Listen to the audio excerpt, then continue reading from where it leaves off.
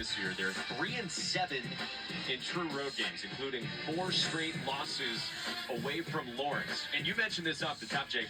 This team's offensive efficiency way down on the road. It's 13 points of offensive output of a difference. Scoring is down on the road. Field goal percentage is drastically down on the road.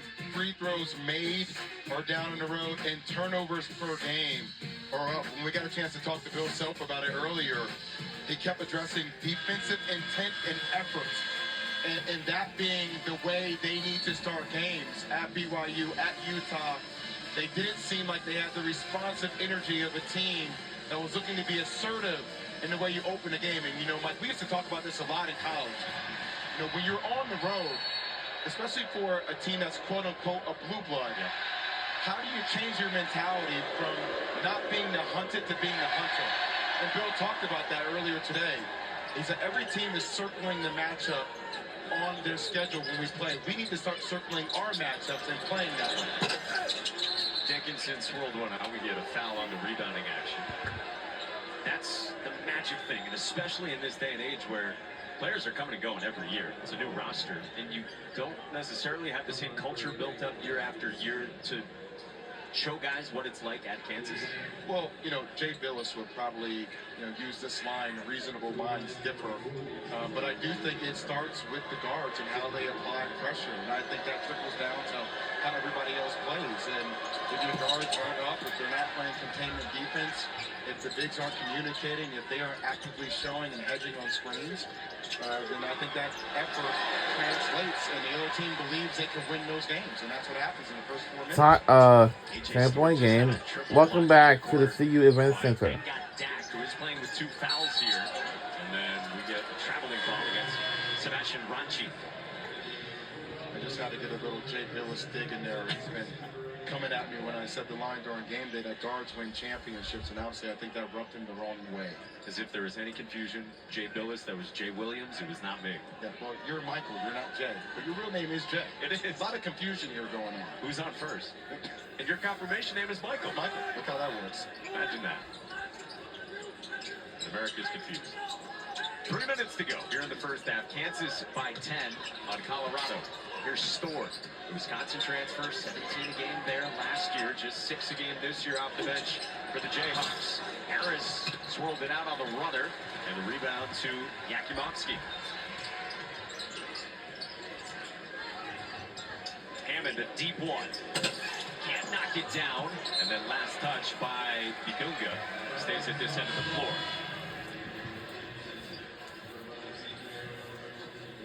What you would like to see for Malone to do more of, especially in defensive transition like that, if there are 2 players, Hunter Dickinson was guarding the ball along with Coit as well.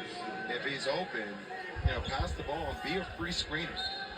And don't settle for a contested 3. Let Malone set a screen for you and find a way to get him for a short roll to the basket or a U-attack person. Yakimovsky. Bidunga just soared. I know it's a goal, Ted. That was sick. I actually would like to see that one again. He may have caught that ball at the peak.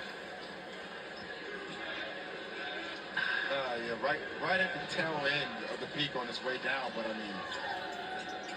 What? Come on, are you kidding me? Adams too strong off the back iron, and then we get a foul that goes on the rebounding action, and the 1-and-1 coming for Colorado. Hey, Thursday night, don't miss this women's basketball doubleheader. It starts at 7 Eastern on ESPN. Number 8 North Carolina rolls into Cameron to face number 16 Duke. That's followed by number 6 South Carolina against Ole Miss. Yeah, it starts Thursday at 7 on ESPN. Harrison Carrington to the line. Redshirt sophomore from Menlo Park, California. Earns another. Played a lot last week at Iowa State. Got some run against Baylor as well. For a guy who we told you earned a scholarship in September. And is in the rotation. And an offensive rebound. Yakimovsky.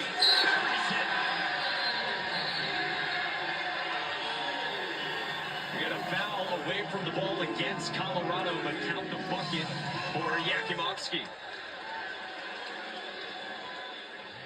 Well, the best time to knock down a 3-point shot is off of an offensive rebound. for the defense to locate three-point shooters. And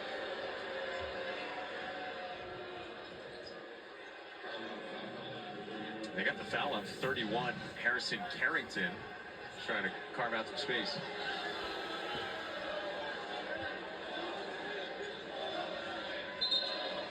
So it'll be the 1-and-1 coming for Kansas. Uh-oh. The crowd's going to say some cuss words. So we'll put the telestrator to work in a moment on that foul on Carrington away from the ball. But the three made, like you said, off the offensive rebound, trims it to 4. Zeke Mayo to the line, 82% for the South Dakota State transfer, good on the first.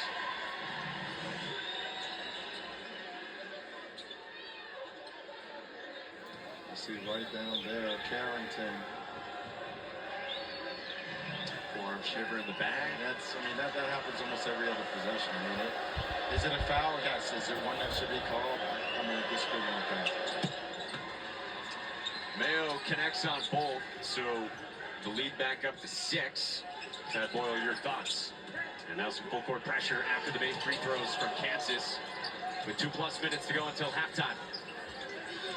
Well, I know somebody could say, well, if it was a foul, you'd call it. But, there's pulling and tugging going on in every possession that's not being called. And coughed it up, a 7th Colorado turnover. Kansas looking to widen the gap. Corner kick. Griffin shot, big trigger. Gets to go, knocks it out. In rhythm for Ryland Griffin. A second consecutive game back in the starting lineup. Knocked down a few triples Saturday in the big win against Oklahoma State. Hammond off the ball screen. Dickinson showed. Rachi post entry. Malone going to work with the footwork and a rolled off. KJ Adams did a really good job on plugging that roller, then getting out to the weak side. That's the kind of defensive rotation you want if you're Kansas. High-low. Adams couldn't finish through the contact from Carrington off Dickinson's delivery. Nearly a carry out of Carrington. Dropped it off for Rachi. Left all alone. Wide left in the rebound to Mayo in the final minute until halftime. Harris turned it over. Yakimovsky off the shot fake to the cup. On the reverse, Malone follows. Great job by Yakimovsky right there on a ball fake, getting the defender in the air. Hunter Dickinson getting caught staring at the flight of the ball while Malone was working for the box out position to get the tip in. All right, well, a minute to go in the It's first a half. 6.5 second difference between game and shot clocks at the end of this first half. Mayo slipped it to Adams. Malone went straight up. And last touched by Kansas, they say. Not too many people that KJ Adams can't bully through contact, but Malone is one of them. And great job, I guess, remaining vertical in that extension, contesting at the rim, forcing a tough 2. Let's have a quick look. Who was it off of here after Malone went straight up? Dickinson insisted it was off of Yakimovsky, but it's Colorado basketball. 8.2 to work with. Ball in the hands of Julian Hammond. Hammond off the crossover on Bidunga. Dropped it off and wrapped it with a great cut. Wow. They beat at the buzzer. Wow.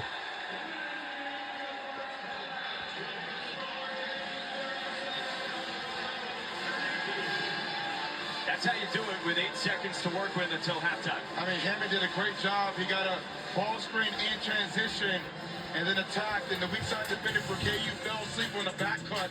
That's one of the things they talk about in their scouting report. This back cut right here from the weak side. Look, Zeke Mayo goes up. Back cut, great job to recognize it and then get the big bucket to go into the half. So it is a 5-point spread at the half, closing out a triple header on Big Monday. After the break, Coach Greenberg and Zubin Mehenti in the studio. That was halftime. We'll see you on the other side for the second half. Ever since